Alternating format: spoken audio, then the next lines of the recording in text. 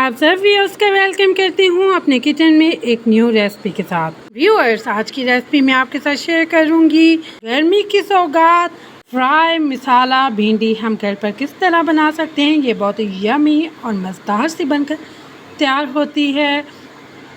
आप एक दफ़ा इसको बनाएंगे तो बार बार इसको बनाना ज़रूर चाहेंगे। तो बिस्मिल्लाह करके शुरू करते हैं आज की रेसिपी। मसाला फ्राई भिंडी बनाने के लिए यहाँ पर आधा पाव मैंने ऑयल का इस्तेमाल किया था और 2 मीडियम प्याज लिए थे, उनको रफली चॉप करके इसमें शामिल किया था। आपने इसको ज़्यादा बारीक कट नहीं करना है।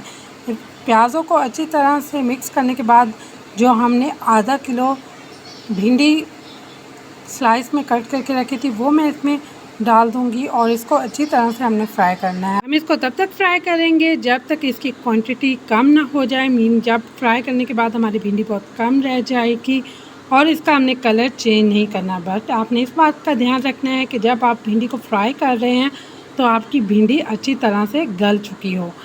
इस तरह से एक तो आपकी भिंडी टूटेगी भी नहीं और इसका कलर भी बहुत ही ज़बरदस्त आएगा। बहुत जल्द आपके साथ फ्राई भिंडी की रेसिपी भी शेयर करूंगी कि घर पे हम फ्राई भिंडी किस तरह बना सकते हैं। यहाँ पर आप देख सकते हैं कि हमारी जो भिंडी थी वो फ्राई होने के बाद आधी रह चुकी थी। इसको हम अब साइड पे करेंगे। दूसरी कढ़ाई लेंगे, उसमें तकरीबन 2 से 3 टेबलस्पून हमने ऑयल डालना है। ज़्यादा ऑयल का इस्तेमाल नहीं करना क्योंकि ऑलरेडी फ्राई भिंडी जब हमने की थी तो उसमें भी ऑयल का इस्तेमाल किया था। यहाँ पर 3 अदद मैंने मीडियम प्याज लिए थे, उनको ग्रेट कर लिया था। आप इनको चॉपर में चॉप भी कर सकते हैं या ब्रिक स्लाइस में कट भी कर सकते हैं। इसको अच्छे से हमने फ्राई करना है जब तक हमारे टमाटर फ्राई हो रहे हैं। अगर चैनल पर न्यू हैं, चैनल को सब्सक्राइब नहीं किया तो प्लीज़ जल्दी जल्दी चैनल को लाइक शेयर और सब्सक्राइब ज़रूर कर लीजिएगा।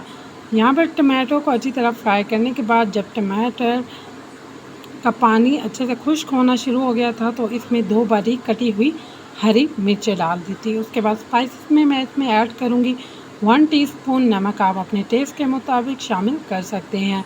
Half teaspoon red chilli powder and 1 teaspoon हल्दी पाउडर। बस ये 3 स्पाइसेस का मैंने इस्तेमाल किया था। और फ्राई भिंडी मसाला में आप जितने स्पाइसेस कम इस्तेमाल करेंगे उतना ही ज़्यादा भिंडी का अपना टेस्ट होगा।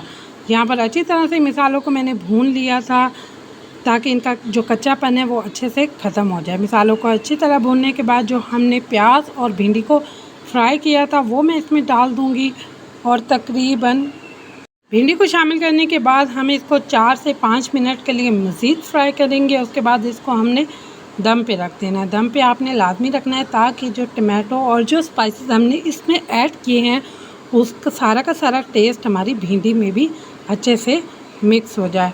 आप यकीन माने ये मसाला फ्राई भिंडी इतनी मज़े की बनकर तैयार होती है ना, आप इसको एक दफ़ा घर पर बनाएंगे तो आपके घर वाले इसको इसी तरह से आपको बनाने का ज़रूर कहेंगे। इसको मैंने अच्छी तरह से 3 से 4 मिनट के लिए मसालों और टमाटो में फ्राई कर लिया था ताकि ये सारे के सारे मसाले भिंडी में भी अच्छे से रच जाएं।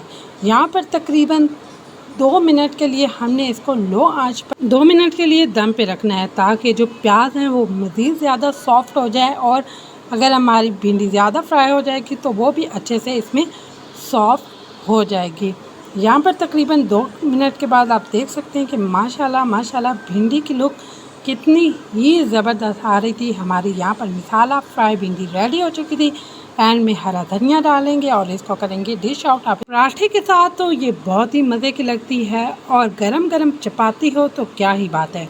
इसी तरह से वीडियो अच्छी लगी है तो दुआ में ज़रूर याद रखें ताकि इस तरह की सिंपल और ईजी रेसिपीज़ आपके साथ शेयर करती रहूँ। And thank you watching my video.